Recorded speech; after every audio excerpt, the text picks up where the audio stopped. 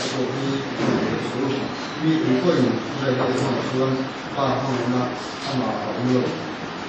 Kita berusung bisa sama teh kamu suruh dengan di asuh juga, kalau asuh besok sudah, kalau dia asalkan seperti orang lain, dia berusung kita berusung sekarang ini dengan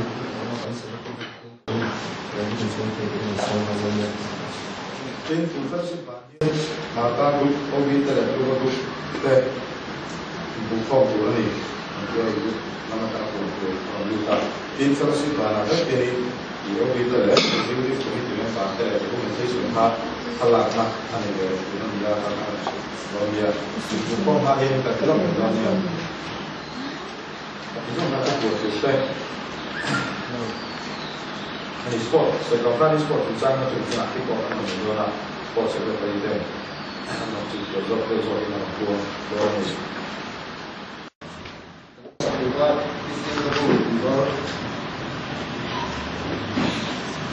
kita sulit, cuma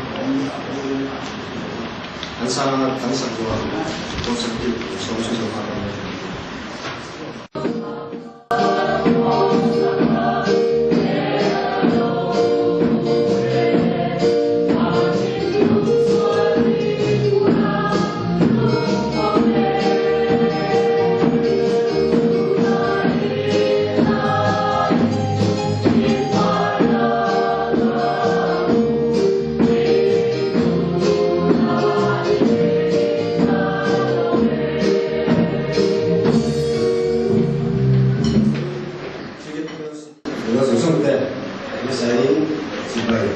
Sport seperti hari ini sangat cepat.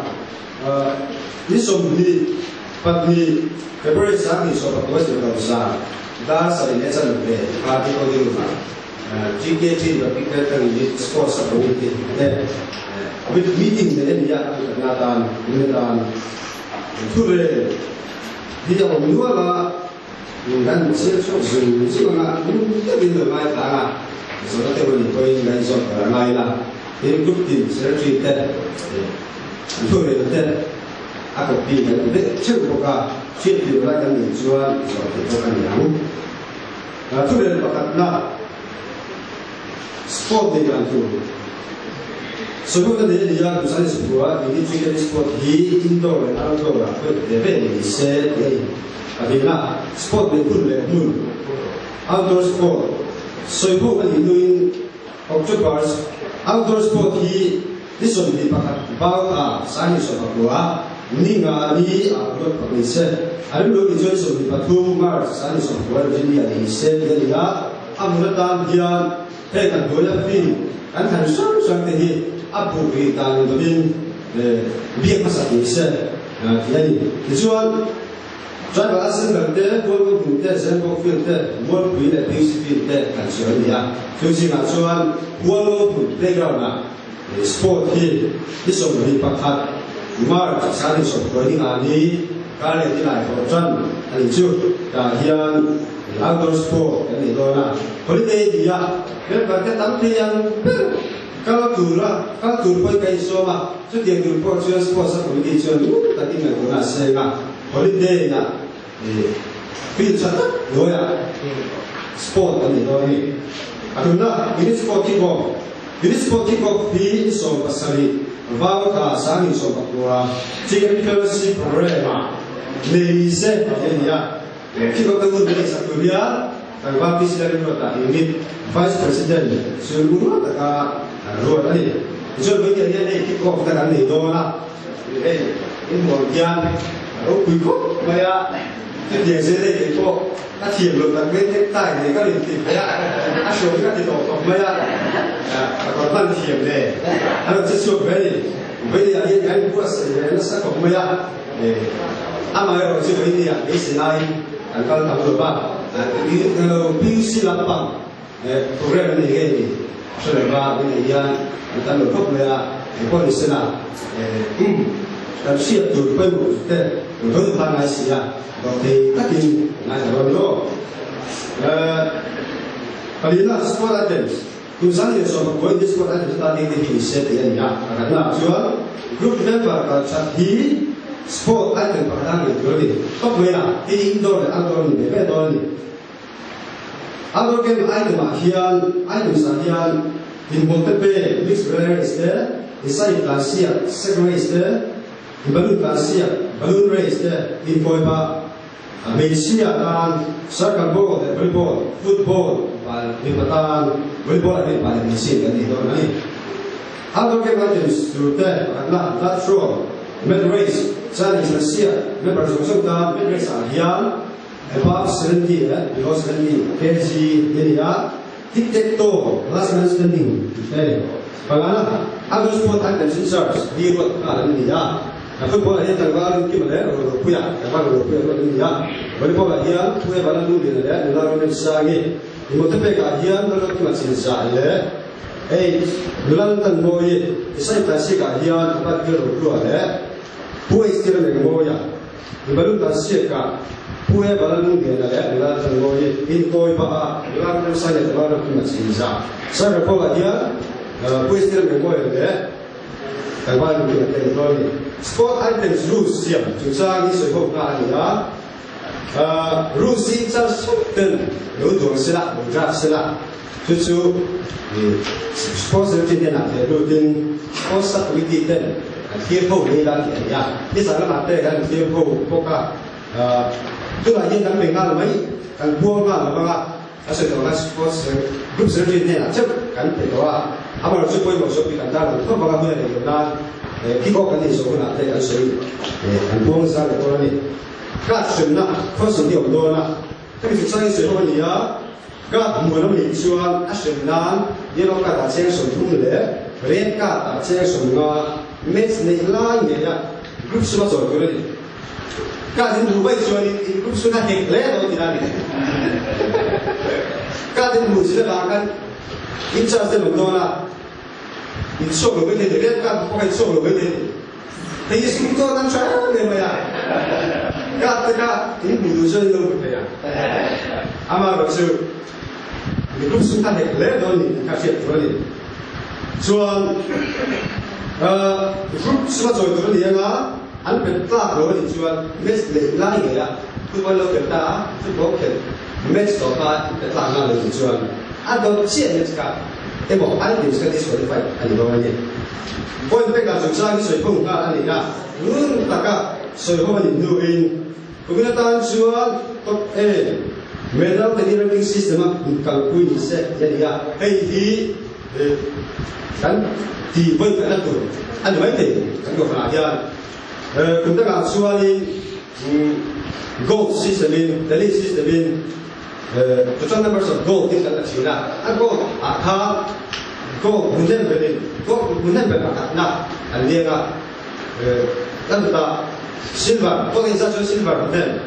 Ada silver lain insan kau jual bronze, betul? Tiga kita kalau jual kami nak jualin TKP lim tak le, nuam tak kan? Sport kita jualin, kau bukan kau tak bronze, pandi katlek kau kan? Silver, kau kami dah silver patut jual, kau bukan katlek kau ni. Kita jualin gold dia, kau juga tengah silver kian point di akhirnya bronze kian point kan akhirnya ni gold tinggal tapi kan gold itu belum dibayar maka lu tekan dulu pas lu akan silver patut itu jual lu kan beli kalau shopping oh tak kali mi an pressure lah an perform musim lah beda lah musim kan kau cara ni lu mulai dia lu betul đây kan kau kita satakin adalah cukup baik. Group color tentang ini sesuatu dia asal le apa le apa ada macam ni lah. Kiko ni dia sesuatu color beri polisi dia group color an betul ni an baru tadi dia lah. Kalau sah tapi sponsor ini dia lalu kau ni dia sponsor ini dia lalu cuma sangat besar. Grup insinyur ini sport 真的不打手了，不是打手了。lẽ lại bản là của anh nhàng có các thí sinh khác ní sum ní pan ní February sẽ tập sana Sport Committee meeting na tu suap tu suap anh nhá ní sana là các sự đoàn in rules đấy en non thì hậu anh nhá bây giờ hiện tại chủ anh in anh phải đôi các bạn anh bảo xử lý anh nói đi lẽ tôi là xua đi cái unit vice president akan sport chairman di pok kick off the hun jadi satu ring sobo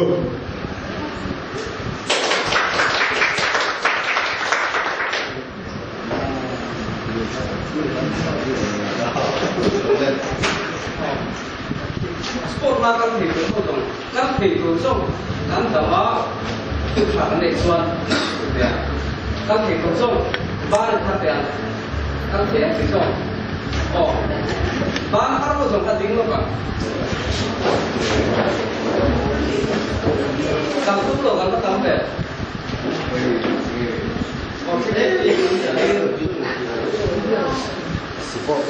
Kristal itu tentang ketia non letra Kristal itu tentang Sama Iswa Krista Suruh Rindatin Nikin Katian Kapolama Dan Kausan Katian Yang Kade Kona Kade Selang Kota Male Indu Nauna Rimeturin Katohama Krista Dena Niante Suai Runtaran chỗ nó không đẹp thiên để thổi na cái việc sáng thì để sống của nó lồng xuống kaya nó là phong tệ nó thành này á với những sinh thiên mình cần không phải là những sản diện các cái cần của thì sport cái bộ ở bên cái bộ phận để cho ra thì á mình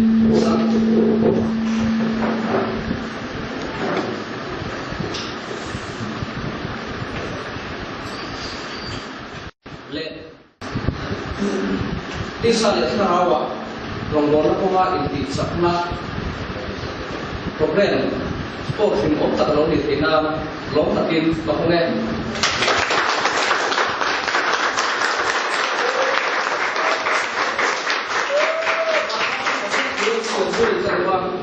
Em quốc lý sala in on dan su Krista sản sinh ra để đi môi cốt rõ rệt. Su thì xua nắng mạ đi rồi cầm chịu mấy là in thế là ông lô mấy là thằng áo cũng khata đi cái tên rêu cũng khata sản sinh ra tên là cũng khata bị trang in đấu tu tên em có mạ báo rồi in ống thì in sản sinh các cái thế su nắng mạ đi ra bầu răng tu anh đi phiệt tiền na phiệt tắc anh đi nằm đi ta nó xuân chân đầm tu in đi phiệt tiền na phiệt tắc anh dâu cái chu bộ chu bát thiên là anh đi hey sport anh đi sport đó na anh bol phiệt lai hoin lệ đam bol tệ xịt phụt tung cái ya bol phiệt bol thì mà anh chẳng lệ lai hoin Krista sản sinh ra nên đã nâng giá lên rồi thì TKP Sport đã xóa lên đánh đạp với một gần chủ đơn địa in chủ đơn địa chủ đơn địa lâu su vàng miền Sport là em to em thì coi một cái sản phẩm sao mà sẽ là Krista sản sinh ra để lấy mỗi tất rồi TKP em bằng tên thuộc phong tên và son đủ cho tên đầu tu đây em cũng mà lão đầu tiên in ổn định in sản sinh các cái hàng thì in từ bộ là hiện Philippines anh là Russia các sport cần để là hiện nên thay nên rồi cần bộ là hiện nên cần đầu cái gì cần pula bi tên lệ cần ổn lên tên như đầu tiên cái mà đi lệ cái mà mình cần đi focus thì là người thì in hay tuổi chiang lệ là kan thim rim lai ten kan tran biao lai hianin kan de tur te hi kan tumpui te rewin te ma ni ani te hi hari zero de rewin person in sa tu ni ten sport na hianin a ha tu te an omanga an tham dam dam kha kan pong dam tu ni a rules kha chu rules se da dai kan la do ma Kain siang sok ke koi ni lo sirama mania profile kan dua hamdan alo tiktok lo famin botol tam tak ring sunga an kom luta basara 3KP Sport kai lo suani alo tiktok lo ni koi an tiktok lo ka kan ta ani jika an kom sama tu kan lo sele dornia Thiên Phật của chúng ta là lần qua các thiên thì chúng ta nhưng mà tôi truyền tu đi cùng làm mà tên cùng các sản mà tên những người cái phơi nó để những người con ta cái mà người ta lô quý cái gì à thì cũng là không nên lần qua TKP Sport cho để tụi cái lỗ không ta rong phần nó xong from cái đấy à Iben to sang praktek patchop kan leya hands-on lo tin ko tin la o mani ti kan thia tin lo pa ko ni a hian TKP Sport Felliwship ko tu ka ro plane to sang praktek in ela in fianna in om ta kan le thina ni ma ni ko ni ko sei la he kan in fianna kan in elna kan in khelna hi đi xa lệ xa lão hoặc đi u nào na in đi xa tôn la in phố là tròn xuyên tu nó đi xa la đi in với bia hiền cả hai đi thế là một cái này cả khuôn thế là hình đến đây sắp la với bia cho mà là mình xuôi sẽ tu mình cả sport school rồi mình là mình em có là mình cả thôi sẽ tu mình cái thôi của bạn phải sự sang mình cả một làm hết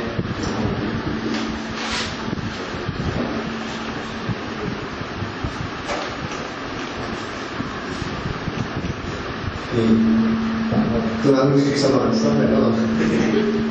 Vốn tổ liên tục ra. Cái này là nuôi banyak itu nak jadi tim leader. Kalau lo assistant leader, mereka lo show lah akan. Lain lu kalau ada contoh ni, contoh le.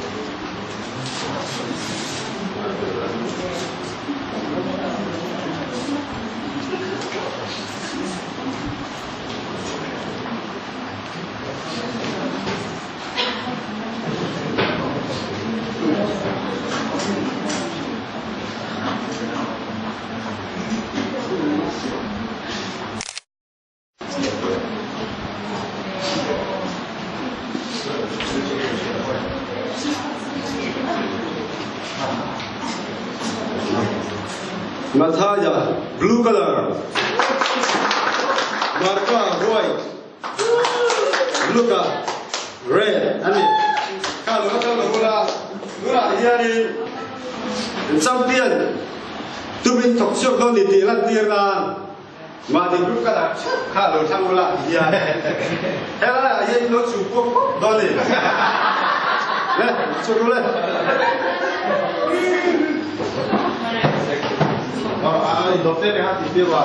Mataya, tuna, Mataya, sentence ni kat, sak ngay tumin, tuma, apa tak kau dah tulis baik, alo, cukup kan? Kamu katlek, saya kamu katlek, tentu kan tena kan dia.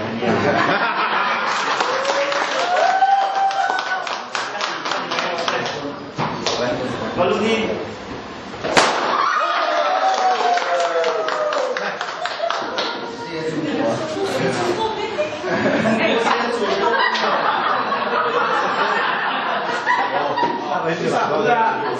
champion tu group marka tu pe kan champion ke do ti SDN na support ah.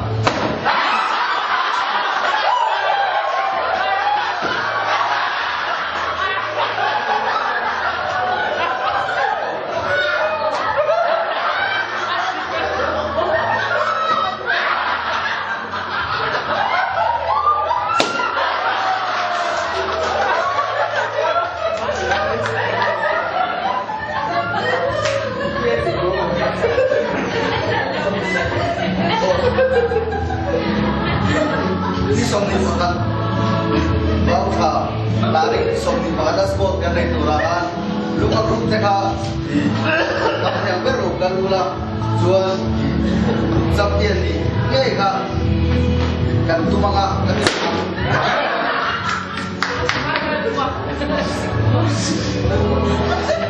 sama aku sama kan sakwa kampung dulu kan tamunya ada sama kok.